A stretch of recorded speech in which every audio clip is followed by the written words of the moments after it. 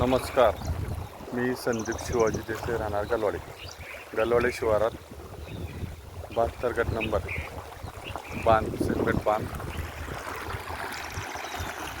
शेणगट बांध बांधलेला असून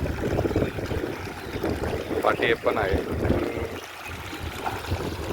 यात खोलीकरण पण केलेलं आहे. जवळजवळ 15 फुटापर्यंत खोलीकरण आहे आणि त्याच्यात 1 लाख लिटर पाणी थांबायला ही क्षमता आहे.